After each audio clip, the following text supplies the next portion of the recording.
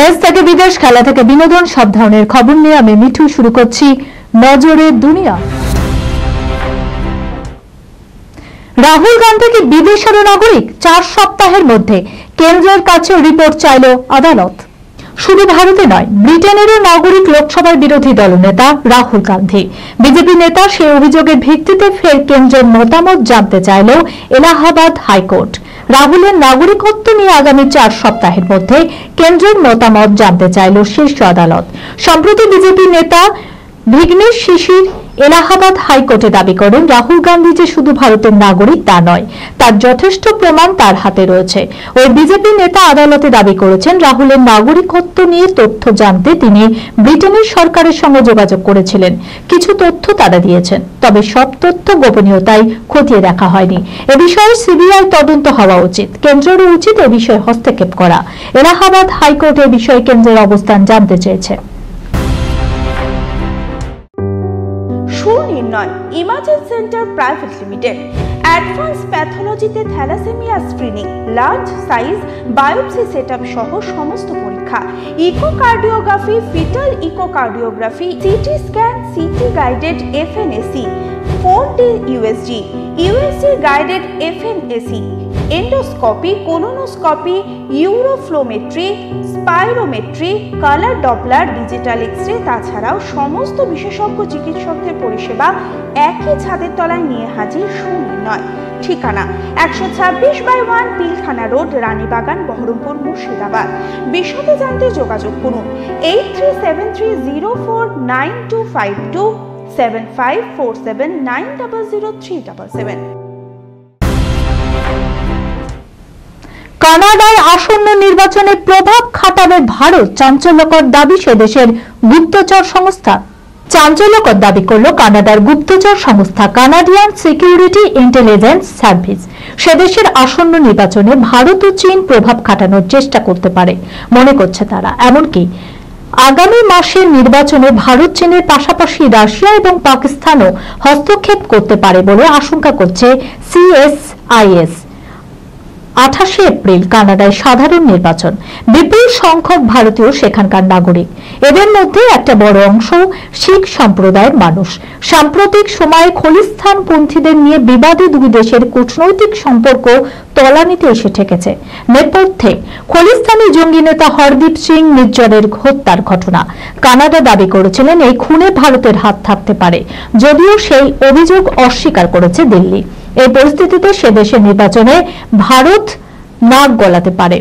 Canadian security intelligence সার্ভিসের এই অভিযোগ তাৎপর্যপূর্ণ। এক বিবৃতিতে রাশিয়া, চীন, ভারত ও পাকিস্তানকে বিরোধী রাষ্ট্র বলে উল্লেখ করেছেন সিএসআইএস এর deputy director of operation Vanessa Lloyd.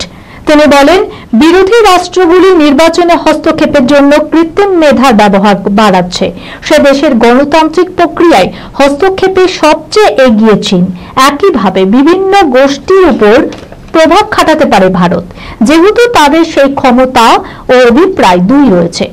এই সন্দেহের তালিকায় রয়েছে রাশিয়া, এমনকি পাকিস্তানও। প্রসঙ্গত, ট্রুডো ক্ষমতায় থাকাকালীন একই ধরনের অভিযোগ এনেছিল অটোয়া। সেই সময় নির্বাচনে নাক গলানোর মন্তব্যের তীব্র বিরোধিতা করেছিল ভারত। দিনে শিক্ষিকা, রাতে শরীরে হিল্লোড়ে মাতান নেট দুনিয়া। যুবতীর ভিডিও দেখে অভিভাবকদের চক্ষু চড়ক গাছ। এরপর কি হলো দেখুন। সকালে শিশুদের শিক্ষিকা, তাদের ভবিষ্যতের দিশারি, আর রাত হলেই বদলে যায় তার পেশা। প্রাপ্তবয়স্কদের সিনেমার দুষ্টু মিষ্টি নায়িকা হয়ে ওঠেন তিনি। আর বিষয়টা জানাজানি হতেই চাকরি গেল তার। সোশ্যাল মিডিয়ায় এই খবর নিয়ে জোর চর্চা শুরু হয়েছে। কেউ বলছেন শিক্ষিকা কোনো ভুলই করেননি, আবার কেউ স্কুলের পাশে দাঁড়িয়ে দোষ চাপাচ্ছেন শিক্ষিকার উপর। শিক্ষিকার নাম এলেনা মারেগা। ইতালির এক ক্যাথলিক নার্সারি স্কুলে চাকরি করতেন, শিশুদের ক্লাস নিতেন তিনি। অন্যদিকে রাত হলেই পেশা বদলে যেত এলেনার। অভিযোগ, তিনি অনলি ফ্যান্সের মতো প্রাপ্তবয়স্ক ওয়েবসাইটে মডেল হিসেবে কাজ করতেন। নিজের প্রাপ্তবয়স্ক ভিডিও সেখানে বিক্রি করতেন। সেই ভিডিও চোখে পড়ে যায় কয়েকজন অভিভাবকের।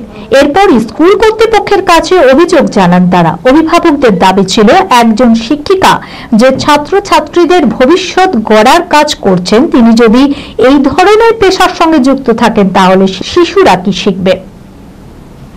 এরপরই চাকরি থেকে বরখাস্ত করা হয় এলেনাকে।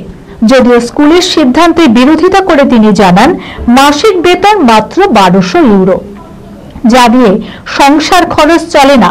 তিনি এও বলেন, শিশুদের পড়াতে আমি ভালোবাসি, কিন্তু ইন্টারনেটে মডেলিং করে আয় করি অনেক বেশি। ফের একবার জুটি বাঁধছেন বিক্রান্ত ইমামি। কোন ছবিতে দেখা যাবে তাদের, চলুন দেখে নিই। 2020 সালে করোনা আবহে মুক্তি পেয়েছিল বিক্রান্ত মেশি ও ইয়ামিক গৌতম অভিনীত রোমান্টিক কমেডি গিনি ওয়েটস সানি।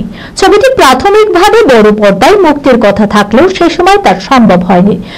পরবর্তীতে নির্মাতারা ছবিটি ডিজিটাল প্ল্যাটফর্ম নেটফ্লিক্সে ছবিটি রিলিজ করান। রমকম ঘরানার মজাদার এই ছবি দর্শক ভালোই উপভোগ করেছিলেন।